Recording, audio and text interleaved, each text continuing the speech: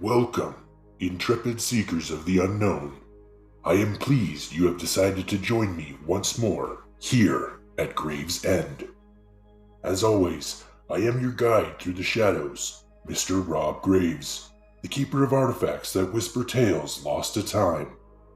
Whether you have returned here or are joining us for the first time, then I trust that you have an insatiable curiosity and are eager to know more about the many artifacts I have discovered, not just within Grave's End, but buried with the departed. I would be remiss if I did not remind you of the grave peril that awaits those who dare to delve into the secrets guarded by the Silent Company. Their shadowy influence extends far beyond the confines of mortal understanding, lurking in the darkest corners of the world and beyond. They are a clandestine force, wielding power beyond comprehension and harboring motives shrouded in darkness. Should you choose to uncover these mysteries with me, then you must be prepared to confront forces beyond your wildest imagination. The Silent Company's grasp is relentless, and those who dare to challenge them risk untold consequences. Proceed with caution, for once entangled in their web, escape may prove impossible. If you embrace the light, then let the undying radiance illuminate our path. Together, we will uncover this grave secret. Prepare, for the gates of the unknown are creeping open, and the echoes of forgotten stories beckon. This is Grave Secrets Unearthed, where the past comes alive and the shadows speak. Tonight's tale is titled The Silent Whisper. I have spent countless days and nights immersed in the depths of Grave's End, searching ever deeper into the artifacts and relics that reside here. It has been a year since Harold's tragic demise at the hands of the Silent Company, and yet the truth of his involvement with them remains as elusive as ever. With each passing moment, I find myself drawn further into the labyrinth of his memories, searching for answers among the shadows of his past. With the aid of the undying radiance, I have uncovered fragments of Harold's life that paint a picture of a man torn between loyalty and betrayal. There are moments, fleeting and brief, where his allegiance to the Silent Company wavers, and I catch glimpses of a soul in turmoil, struggling to break free from the chains that bind him. But even as I unearth these fragments of truth, I am plagued by doubt and uncertainty. Was Harold truly a willing participant of the machinations of the Silent Company? Or was he merely a pawn in their sinister game? The answers elude me, slipping through my fingers like grains of sand as I grasp desperately at the threads of his memories. Now, let me pause as I have a question for you. Have you ever felt the pull of loneliness, dear listeners? The ache of longing for companionship, so profound that you would do almost anything to fill the void. Such is the tale of this old writing box that has been unceremoniously interred in the forest of Eldershade. I came across this artifact one evening as I navigated through the maze of trees that surround Eldershade. My mind is consumed with the loss of Harold and the new revelations that I have been presented with. In the darkness of the forest, my mind wandered, pondering the nature of graves and the secrets they held. Not all graves were marked with headstones in cemeteries. Some lay hidden in forgotten corners, waiting to be discovered by those willing to venture off the beaten path.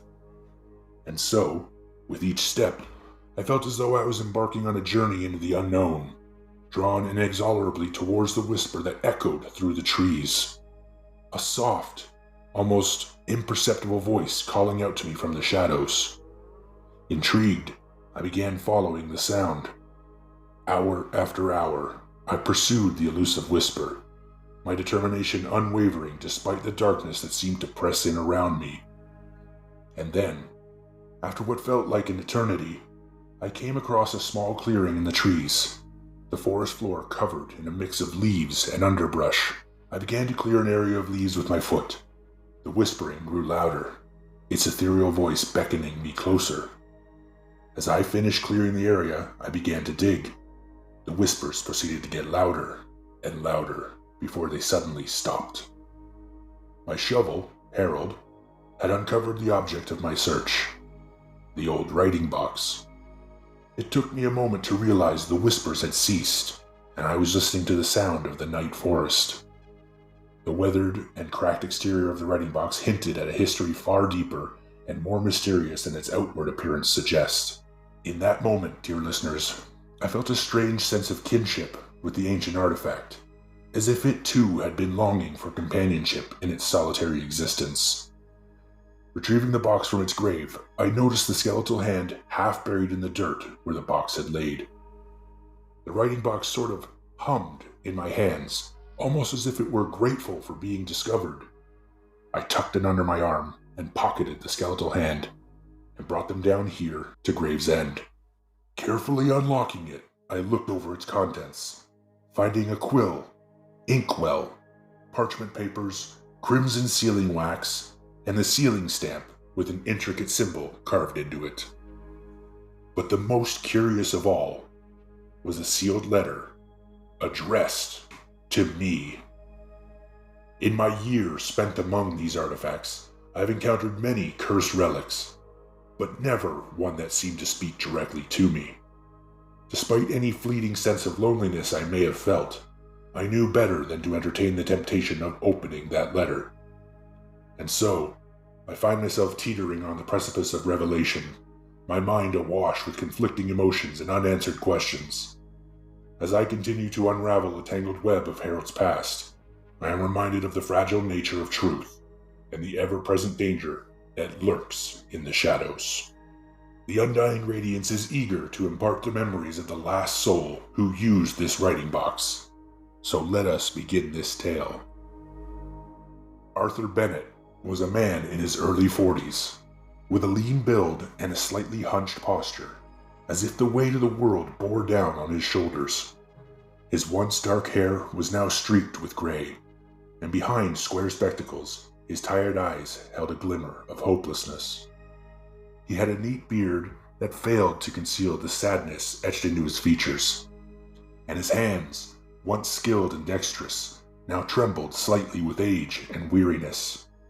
Despite his worn appearance, there was a quiet dignity about him, a resilience that spoke of a man who had weathered many storms.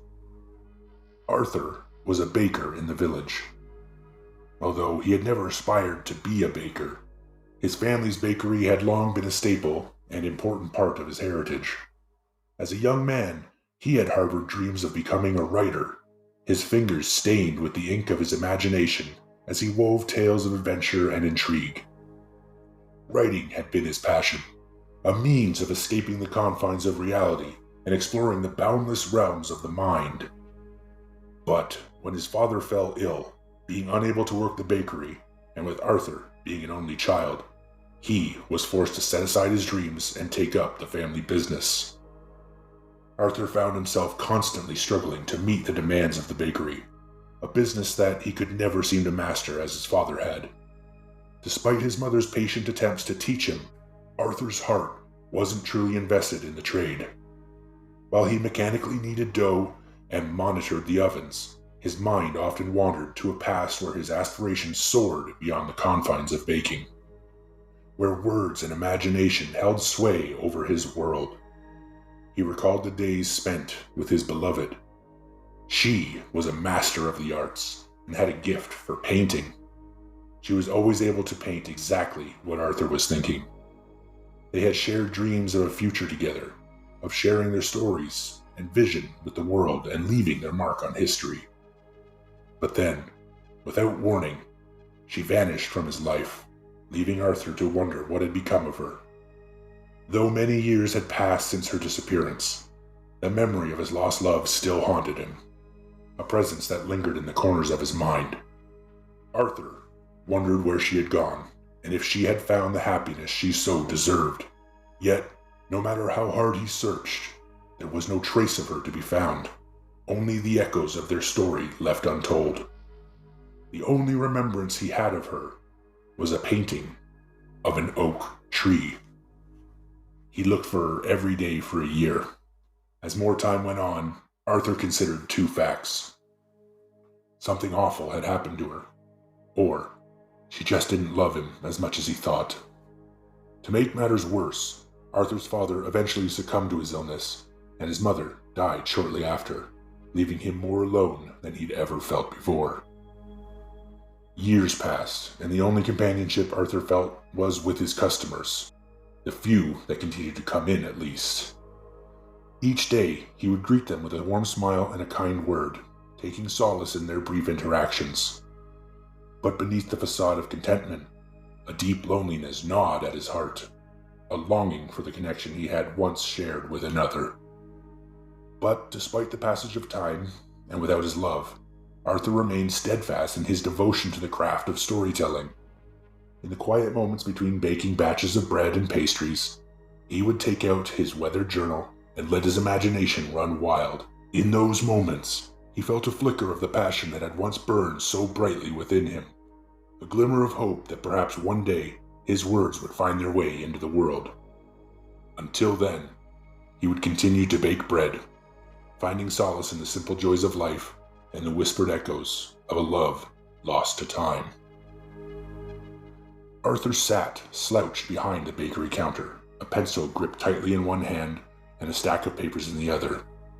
His brow furrowed with worry as he meticulously reviewed his finances.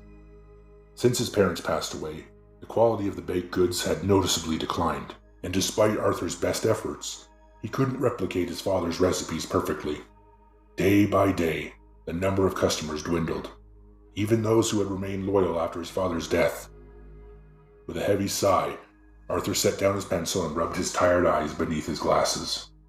The harsh reality sank in.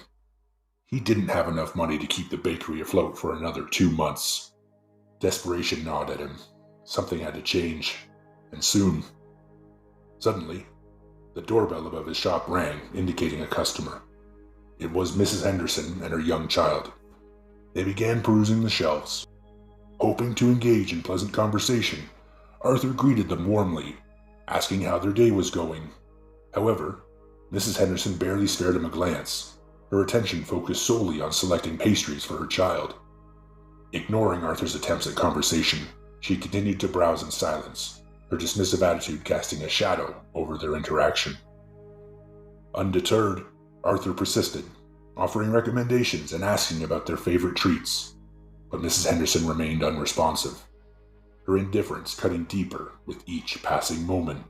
Just as Arthur was about to give up, Mrs. Henderson muttered under her breath, yet loud enough for her child, and subsequently Arthur, to hear. "Let's hope you never end up like him, dear. Stuck in a job you're no good at, and with no prospects for the future." The words stung Arthur like a slap in the face, his smile faltering as he struggled to maintain his composure. Despite his efforts to provide excellent service and genuine warmth, he was met with disdain and condescension from Mrs. Henderson. Feeling defeated and dejected, Arthur turned his attention back to the bakery counter, the warmth of his smile now tinged with sadness. It was a stark reminder of the loneliness and isolation he often experienced, leaving him questioning his worth and longing for genuine human connection. After some time, Arthur locked the front door of his bakery with a heavy sigh. He started on his cleanup of the shop and began prep for the next day's business. He cleaned the countertops, wiped the display shelves of crumbs, and finished by sweeping the floor. As Arthur leaned the broom against the corner near the door, he paused to remove his apron. His view being momentarily obstructed with the removal, he failed to notice the figure outside until he reached for the door handle. Startled, Arthur jumped at the unexpected sight, his heart pounding wildly in his chest. After a moment, he managed to regain some composure and peered at the face outside the door, recognizing it as belonging to Oliver Caldwell. Arthur shook his head. "Of course," he muttered under his breath. Arthur opened the door a crack and remarked that he was closed up for the day.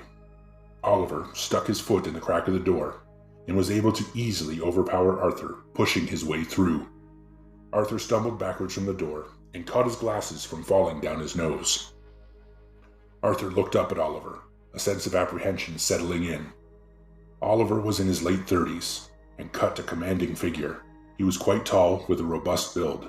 His sharp gray eyes seemed to pierce into those who chose to meet his gaze, while his thin-lipped mouth is often set in a permanent expression of determination. His neatly trimmed beard traces a strong jawline, and his meticulously groomed dark hair, peppered with streaks of gray, added a distinguished quality to him. Oliver's attire was always tailored suits made of fine fabrics and polished shoes. It reflected his status as one of the most successful merchants in Eldershade. In his hand, he moved a coin back and forth between the joints in his fingers, its shine catching the light as it danced back and forth. It's a habit that speaks to his calculating nature, a constant reminder of his power and influence in Eldershade. I must interrupt, dear listeners, to give you a better understanding of this man. I know this man, although I know him much older than I see him here. Oliver Caldwell is a shrewd and ambitious merchant in the village of Eldershade, and he stands as a testament to the adage that power begets power. With no previous family influence to speak of, Oliver has managed to carve out a formidable position for himself in the local economy, cornering the market and siphoning business away from other merchants with remarkable efficiency.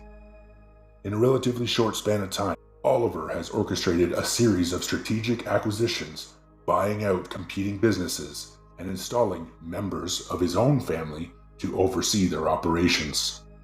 This rapid expansion of his commercial empire has raised eyebrows among the villagers, with many questioning the seemingly unnatural speed at which Oliver has amassed his wealth and influence. With each acquisition, Oliver's dominance in Eldershade grows more pronounced as he tightens his grip on the local economy and consolidates power within his own family. His methods may be ruthless, but there is no denying the effectiveness of his business acumen as he continues to ascend the ranks of the village's most influential figures. Harold often dealt with him exclusively, and many of the artifacts I have now come across in Gravesend since his passing, I originally assumed were sold to Oliver. Forgive the interruption. I will allow the Undying Radiance to continue to share its tale. Oliver walked into Arthur's shop and stopped just in front of the counter. Arthur cleared his throat and began to speak before being cut off by Oliver. "How's business today, Bennett?" he questioned before finally looking at Arthur. Arthur shuffled nervously in his spot and scratched the top of his right hand before answering. "It's good, Oliver. Quite good. Is there something I can do for you?" His voice not carrying any sense of authority. If you don't mind, I am quite busy." He was once again cut off by Oliver. "Bennett, I want to buy your shop. You know this, right? I can make you a wealthy man, and you don't even have to bake another loaf of bread. You're no damn good at it anyway. How much money could you possibly be bringing in?" Oliver noticed Arthur's papers on the counter and attempted to pick them up, but Arthur rushed over and pulled them from his grasp. Oliver raised his eyebrows suspiciously and continued to speak. "I'll give you 400 gold to walk away right now." Arthur tucked the paperwork into a drawer and looked up at Oliver, who had begun to look around the bakery again. "No," he said quietly. Oliver turned his attention back to Arthur. "What was that?" Oliver questioned. Arthur looked sheepishly at the floor. "I'm not interested, Oliver. This bakery is all I have." He glanced momentarily at the painting of the oak tree. "Find something else to spend your money on." This time, his voice carried a little bit of weight behind it. Oliver turned his body towards Arthur and grinned. He flipped the coin in his hand before catching it and holding it to his ear. "Money talks, Arthur. Come, and let's settle on a deal." Oliver pocketed the coin in his breast pocket as he leaned in, awaiting Arthur's response. Arthur repeated, "Find something else to spend your money on." He once more glanced at the painting of an oak tree, hoping Oliver did not notice. Oliver chuckled and looked over at what Arthur was looking at. "Very well," he started as he moved towards the painting. Arthur swallowed hard as he watched. Oliver gazed at the painting and looked over his shoulder at Arthur. "I heard she's a whore in another village." "Yes, 2 customers of mine actually described in great detail what they did to her, and how she begged for more." Arthur clenched his fist tightly and looked at the ground. "You're lying. Arthur said with a tremble in his voice. Oliver turned and walked towards Arthur. He put his hand under Arthur's chin and forced him to look up. I never lie, Arthur. But I will get what I want. It's your choice how we go about it. He tapped the side of Arthur's face tauntingly before turning towards the door and exiting, the doorbell above dinging into the quiet storefront. Arthur held back tears, ashamed he did not stand up for himself. He looked at the painting bleary-eyed and under his own breath. It's not true. She would never. He placed his hand on the painting, and a single teardrop fell onto the wood floor. After composing himself, Arthur turned down the lanterns that illuminated his shop and exited out the door, locking it behind him. After the unpleasantness at his shop, Arthur thought he would treat himself to some writing. The stinging ache of loneliness that Arthur felt creeping in told him he should do this writing at the library tonight. He had very little interest in going to his home, which was once so full of life before his parents' passing, and before his beloved vanished from his life. Although he would sit alone at the library, the warmth of other people being in the building was enough at this time to quell any lingering unpleasant thoughts. Arthur entered the library and walked to a back row of tables where he noticed a couple sitting reading a book together. Arthur smiled as he neared and sat himself down about 4 chairs away. He nodded politely at the couple before they abruptly snapped their books shut and left the table together. Arthur tried his best to conceal the pain that such a gesture impressed on him. He drowned out his thoughts with some quiet humming as he pulled his bag into his lap and retrieved his fountain pen and his vial of ink. Placing them on the table, he looked back through his bag of parchment, where he looked up suddenly after hearing a hushed voice. Arthur looked around for the voice. Seeing no one around, he looked back into his bag and continued to search. There it was again, the voice, in a whisper calling out. Arthur pushed his glasses up to have a better look around as he leaned slightly out of his chair to look down the corridors. Arthur was almost knocked out of his chair when the soft whisper suddenly increased in volume, sending a cold chill through him. Arthur stood up and spoke out loud. Hello? Arthur frantically looked around as the whispers grew louder, and suddenly he heard it clear as day.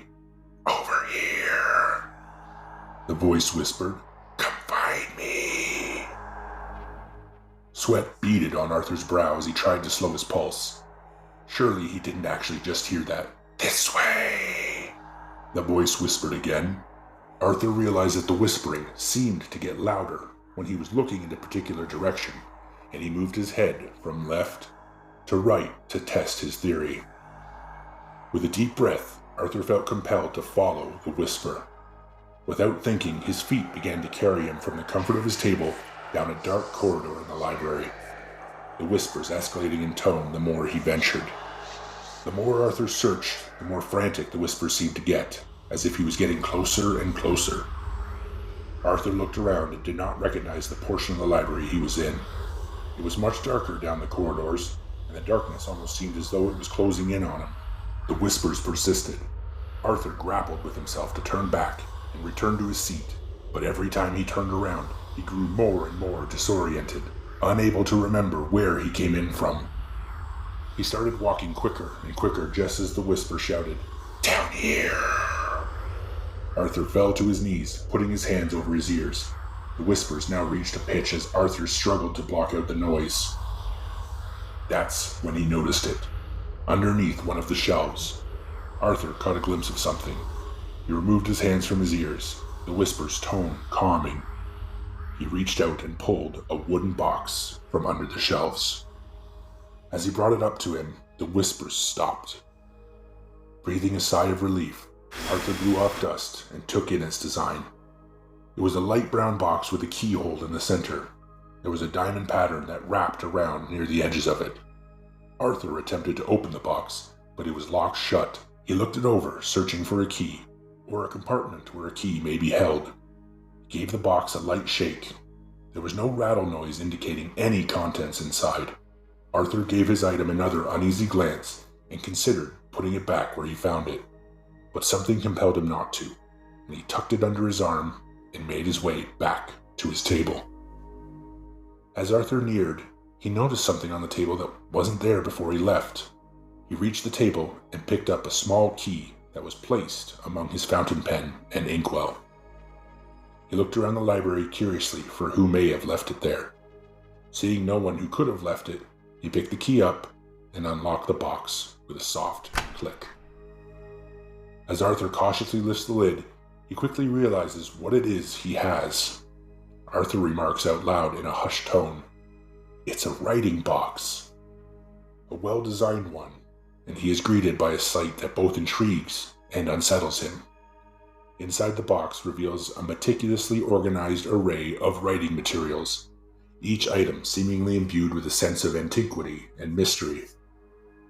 At first glance, Arthur's eyes are drawn to a collection of vintage quills, their delicate feathers arranged in a neat row, ready to be dipped in ink. Beside them rests an ornate inkwell, its glass vessel gleaming in the dim light of the library. The inkwell is adorned with patterns etched into its surface, hinting at its age and craftsmanship. Arthur shook his head in disbelief. When he shook the box earlier, there was no sound indicating its contents. Further exploration of the box reveals a stack of aged parchment, yellowed with time and bearing the faint scent of history. Nestled among the writing materials, Arthur's gaze fell upon a small vial of deep crimson sealing wax. Beside it lies an antique sealing stamp, bearing an intricate emblem of a dagger piercing a moon with clouds surrounding it. As Arthur's fingers brush over the contents of the box, he can't shake the feeling that he has stumbled upon something more than just a collection of writing supplies. There is an air of mystery surrounding these objects. At that moment, he felt as if someone wanted him to find these. Someone was watching him. Someone who cared about him. Arthur noticed a small latch and slid it out of the way, allowing a wooden compartment to open up. Opening up the compartment revealed an envelope with the wax seal of that same dagger and moon stamped onto it, closing it shut. He flipped the envelope over and immediately dropped it from his hand with a gasp. There, on the front of the envelope, written in black ink, were the words, "Arthur Bennett." His heart skipped a beat as he stared at the letter addressed to him, his name penned in elegant script. A rush of emotions flooded through him. Surprise, curiosity, and a twinge of apprehension danced in his mind. Who could be writing to him, and why now? His fingers trembled slightly as he reached out to take the letter, his thoughts racing with anticipation and uncertainty. Could this be a message from someone who understands his loneliness? Or is it simply another reminder of his isolation? A cruel prank. Despite the uncertainty, a glimmer of hope flickered within him. A small spark of connection in a world that often felt cold and distant. With a deep breath, Arthur carefully cracked the wax seal binding the envelope. Eager to read what was inside, yet wary of what it might reveal, Arthur unfolds the letter and begins to read. Dear Arthur, I trust this message reaches you in the midst of your struggles, for it is in times of darkness that one seeks a glimmer of hope. I have observed your toil, your lonely endeavors, and your faltering steps in the path you tread. But fear not, for I am here to offer a guiding hand, albeit from the shadows. Your bakery, once a beacon of warmth and sustenance, now languishes in the cold embrace of neglect. Your efforts, though valiant, seem futile against the tide of indifference that surrounds you. But fret not, for I bring tidings of a solution, a remedy to rejuvenate your ailing business and draw patrons back to your door. Consider the humble cinnamon roll, a confection of simple yet potent allure. With its aroma that dances upon the air and its promise of sweet indulgence, it has the power to stir hearts and awaken dormant desires. By offering these delectable treats at a discounted price, you can weave a spell that binds customers to your bakery once more. Do not dismiss my words as mere whimsy, Arthur, for I speak with the certainty of one who sees beyond the veil of mortal affairs. Trust in my guidance, and you shall reap the rewards of your labor. Enclosed within this letter, you'll find a special recipe for cinnamon rolls. Inspect your inkwell carefully, as it contains the secret ingredient required. Embrace it, Arthur, and let it be the key to unlocking the prosperity that awaits you. When success graces your bakery once more, I ask that you write to me, detailing the fruits of your endeavors. Seal your missive with the wax seal enclosed within this box, a token of our shared understanding and the pact we've forged. With anticipation, a benevolent stranger. Arthur rested the letter down and rubbed at his eyes. He looked around the library once more in an effort to find this benevolent stranger. His efforts in vain, he picked up the letter and read over the recipe provided. My apologies, listeners. I am unable to read the recipe on Arthur's letter. What the? Ordinarily, I am able to see more of the departed's memories by manipulating the undying radiance and quite literally being able to walk through and around what it imparts to me. Let me replay the memory. No, that can't be. I am unable to see it. Something is stopped.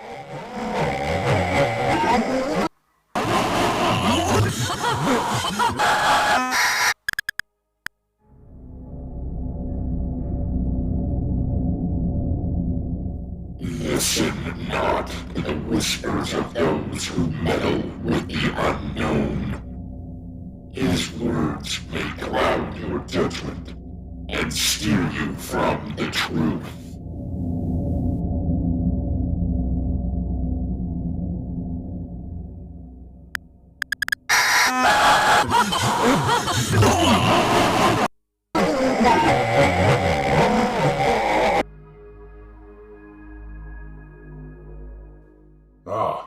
There you are, listeners. I thought I lost you.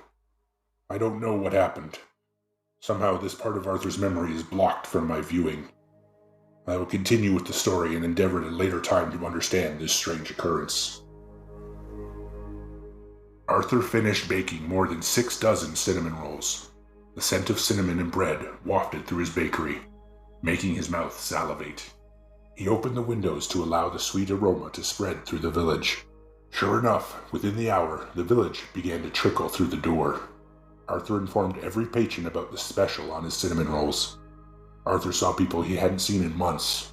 There was Mr. Richards, who built and sold beautiful ornate tubs and furniture. He bought a dozen just for himself. The widow Blackwood purchased half a dozen. Even Oliver Caldwell showed up. He only bought one, however. Before Arthur knew it, he was sold out of his cinnamon rolls. Throughout the rest of the day, Arthur was taking down orders for more cinnamon rolls, and for the first time in a long while, his bakery turned a profit for the day. After closing up shop, Arthur excitedly opened his writing box and began writing about the day's events, just as he was instructed. After finishing his letter, he lit a match and dripped a spot of wax onto the back of the envelope. He picked up the seal and pressed it into the red wax, creating the intricate symbol of the dagger piercing the crescent moon. He placed the envelope in the compartment as instructed and closed up the box. He sat there for a while, just watching the box, before coming to the realization that he wasn't instructed to place the box anywhere. How would the stranger retrieve the letter if he had the box in his possession?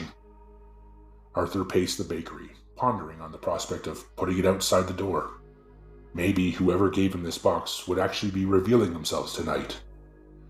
After a little more deliberation, Arthur decided to place the box outside and check it in the morning. He walked over to pick it up, but curiosity got the better of him, and he opened it up just to check on the letter. To his astonishment, the letter had vanished. He looked under the box, figuring it might have fallen out. He checked under the counter, but the letter was nowhere to be found. Arthur sighed and began work on another letter. He finished and sealed it the same way he did the other one. When Arthur opened the compartment in which to conceal the letter, he was surprised by an additional envelope. He picked it up, expecting it to be the one he misplaced, but to his surprise, scrawled on the front of it was the name Arthur Bennett, and it was sealed with the wax seal. Arthur cracked the seal on the envelope and pulled out the letter. He unfolded it and read, "Arthur, carry on with your bakery as usual. I will contact you for a favor when necessary. Await further instructions." Arthur carefully folded the letter and placed it onto the table, his mind swirling with questions and a growing sense of unease. How did the letter find its way into the box without him seeing it? The undying radiance begins to impart a collection of memories sharing Arthur's interactions with the mysterious letter writer. Arthur finds himself immersed in a whirlwind of emotions, with each letter written and received. He experiences a sense of connection and companionship that he had long yearned for. The exchange of stories and thoughts brings him a newfound sense of joy and fulfillment, reminiscent of the days when he shared his tales with his lost love. Carrying the box with him wherever he goes, Arthur embraces his role as the conduit between worlds, eagerly anticipating each new missive from his mysterious correspondent. With the aid of the special ingredient provided to him, Arthur's bakery business experiences a remarkable resurgence, drawing in crowds of customers eager to sample his delectable creations. Bolstered by his success, Arthur finds himself emboldened to stand up to those who once looked down upon him. When confronted by Oliver Caldwell, he refuses to cower in fear, instead asserting his authority and sending the arrogant merchant packing. As time passes in a blur of bustling activity and newfound prosperity, Arthur's sense of fulfillment reaches new heights. But beneath the surface of his contentment lies a lingering sense of unease, a nagging suspicion that the price of his success may come at a cost too steep to bear. And so, as the memories slow and a month's time slips by in the blink of an eye, Arthur finds himself standing at the threshold of his bakery, the weight of his newfound fortune heavy upon his shoulders. As he reflects on the events that have led him to this moment, Arthur can't shake the feeling that darker forces are at play, lurking just beyond the edges of his perception. And as the shadows lengthen and the evening draws near, he can't help but wonder what lie ahead on the path he has chosen to tread. As Arthur went about prepping the bread and pastries for the next day, he grabbed for the inkwell, which held the ingredient he had been provided. He opened it and turned it to sprinkle out its contents, but nothing came out. Arthur peered inside the inkwell. Empty, he said out loud. Setting the empty bottle aside, he figured it was time to ask his mysterious benefactor for more of whatever the ingredient was. Arthur pulled the writing box from under the counter and began to write out his request. Sealing it with the wax, he placed it in the compartment and closed it up. Understanding now how the box operates, Arthur busied himself in the bakery awaiting the response. After 10 minutes had passed, Arthur reopened the box and retrieved his answer. His heart sank as he unfolded the letter from the writing box. His eyes scanned the words, disbelief and horror mounting with each passing moment. The request was clear, yet chilling in its implications. Arthur, the letter began, its handwriting now scribbled and jagged. Your request has been noted. However, before I provide it, you must finally do something for me. Mr. Richards is an individual in the village who poses a threat to our cause. He must be dealt with swiftly and decisively. Kill him, Arthur. Only then will you receive what you seek. Arthur's hands trembled as he read the words, his mind reeling with shock and disbelief. Kill someone? The thought sickened him to his core. How could he even consider such a thing? Yet, the weight of his desperation bore down upon him, driving him to contemplate the unthinkable. Arthur wrestled with his conscience, torn between his own moral compass and the dark demands of the mysterious entity behind the writing box. The decision weighed heavily upon him, casting a shadow over his once bright world. What had Mr. Richards done? And what was the cause the letter was referring to? Arthur tried to push the thought from his mind, and that's when he heard it. The whispers. They started low and grew louder and louder.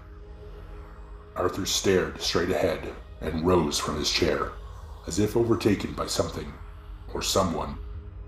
Arthur walked deliberately and retrieved his apron, placing it over his head and tying it around him.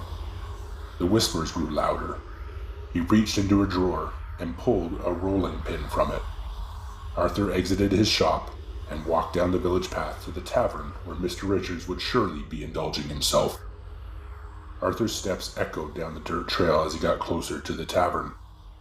There was something about the way he walked that tells me, dear listeners, that I am no longer witnessing Arthur himself. It is his body, but the way he moves seems otherworldly and strange. As Arthur approaches the tavern, he peers through a small window in the side. Listeners, in the reflection, Arthur's reflection is...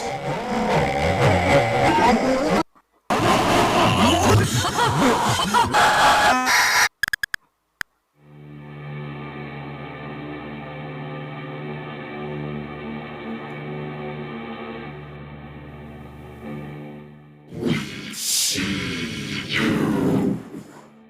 Those who he calls intrepid seekers of the unknown. We see you listening on your phones, or with your headphones, or some of you are even in your vehicles. The grave robber tells lies. His tales are hollow, hiding the truth with light. We are the Silent Company. Embrace the silence, and you will find clarity. Consider our offer and discover the power that lies within the shadows. Watch for us. The shadows whisper.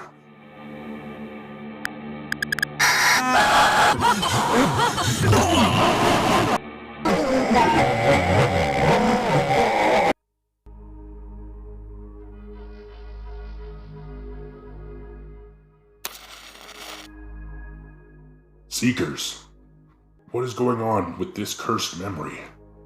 I fear finishing this tale. Arthur's memories are spotted with darkness. Since using the Undying Radiance, I have not experienced these blackouts before. What I saw in Arthur's reflection is something I have never seen or experienced before. I will make one more effort to finish this tale, but a sinister presence is at work here, and I'm worried that revealing more will invite its presence here to Gravesend. Arthur followed behind Mr. Richards after leaving the tavern for the evening. Mr. Richards swayed while walking, having overindulged himself at the tavern. The whispers swelled in Arthur's ears when he got closer to him. Mr. Richards paused in the trail for a moment, and Arthur stopped just a few feet behind him. He seemed to be contemplating something before hurrying off the path and into the woods. Arthur grinned, following him off the path. As Arthur followed closely behind into the dark woods, the shadows seemed to dance around them, whispering secrets that only he could hear. The moon cast an eerie glow through the tangled branches overhead. Mr. Richards stumbled ahead, his drunken movements making it easy for Arthur to keep pace without being noticed. The air grew colder, and Arthur watched while Mr. Richards halted at a gnarled tree. He began to relieve himself on the trunk. Arthur could see the steam rising through the moonlight. He swayed back and forth unsteadily. Arthur approached him from behind, his gaze focused, as Mr. Richards mumbled to himself incoherently. Arthur held his breath and raised the rolling pin over his head. Mr. Richards turned around and blinked confusingly at what he was seeing before being struck hard across the face with Arthur's rolling pin. Mr. Richards fell to the forest floor, spluttering and coughing. Arthur aimed a kick at his chest, which drove Mr. Richards into the trunk of the tree. Arthur went to swing his rolling pin at him again, but Mr. Richards got a hand up and blocked the hit, temporarily stunning Arthur and dropping his rolling pin to the ground. Then suddenly, Mr. Richards charged Arthur, knocking him to the ground. Arthur put his hands up in defense as a flurry of punches and hammer fists rained down on him. Arthur felt his nose break with a sickening crack, and he could feel the warm blood spill into his eyes. Arthur reached his left hand up and scratched at Mr. Richards' face, while his right groped aimlessly in the dirt, searching for the rolling pin. Arthur yelled in pain as Mr. Richards bit down on his hand. He thrashed violently, trying to unseat Mr. Richards. He finally felt the handle of the rolling pin, grabbed it, and swung it hard at the side of his opponent's face. It connected with another crack, and Arthur immediately went on the attack, bludgeoning Mr. Richards with it over and over again. Arthur's attack slowed, and Mr. Richards lay on his back, coughing and spitting, blood covering his face. Arthur got on top of his victim, who feebly protested. "No, please stop," he sputtered through mouthfuls of blood. "What did I do, Arthur? What did I—" His last words were interrupted by Arthur shoving the rolling pin in his mouth and setting it sideways between his teeth. Mr. Richards' eyes widened in horror as Arthur suddenly sprang to his feet and jumped, bringing all his weight down on the handles of the rolling pin sticking out the sides of Mr. Richards' mouth. With a wet and bone-crunching crack, Mr. Richards' jaw was broken in half.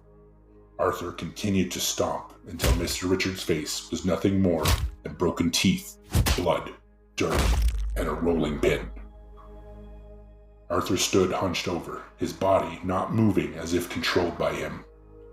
He began to laugh, but not his own laugh.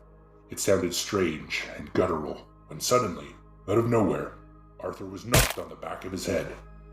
Arthur fell face first into the dirt, and for a moment his body shuddered and shifted as if something inside him was trying to get out.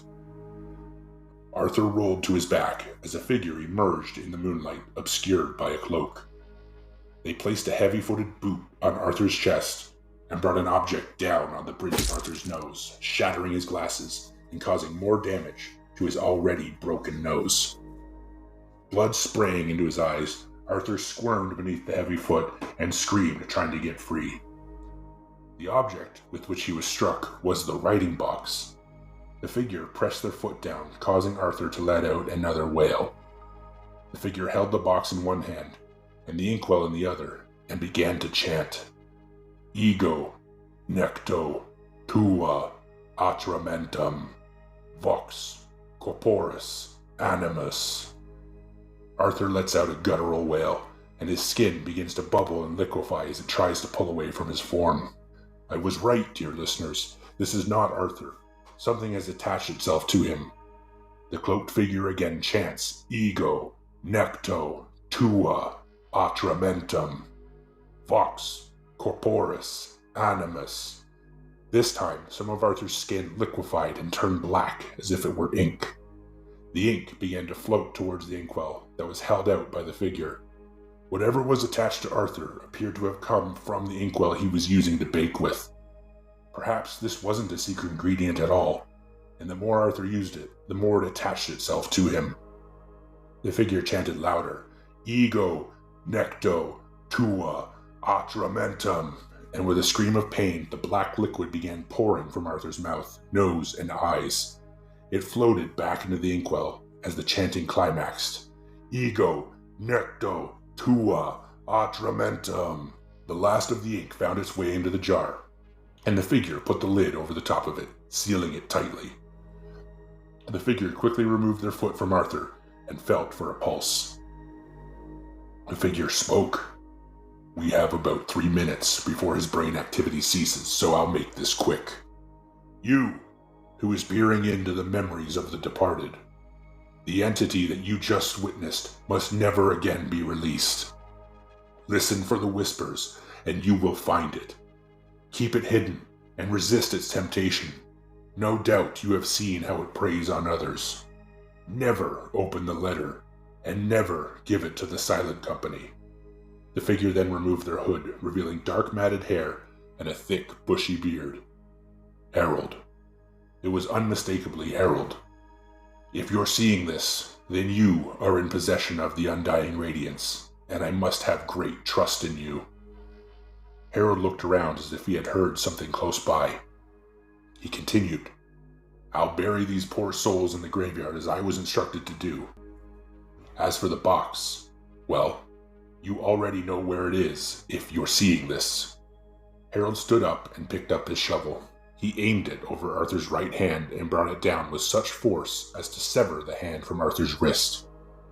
He picked up the hand and pocketed it. "You know how the lantern works now. Guard it well. Perhaps we will meet someday."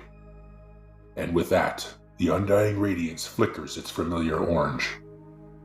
Seekers, I am lost in a sea of confusion. I am afraid of what my meddling may be bringing upon us. That creature composed of ink was something I have never seen before. Even as I sit here now, the whispers swell from the box, begging for me to open the letter. I know now that I cannot. I am ever more convinced now that Harold is working against the Silent Company from within, but how long before his allegiance has swayed? I will find a suitable hiding place for this curse box somewhere deep within Gravesend. So, dear Seekers, I'm sorry to cut this short, but beware the shadows and keep your light alive. Until we meet again under the cloak of mystery, this is Mr. Rob Graves bidding you farewell from the depths of the past, and I hope you enjoyed this grave.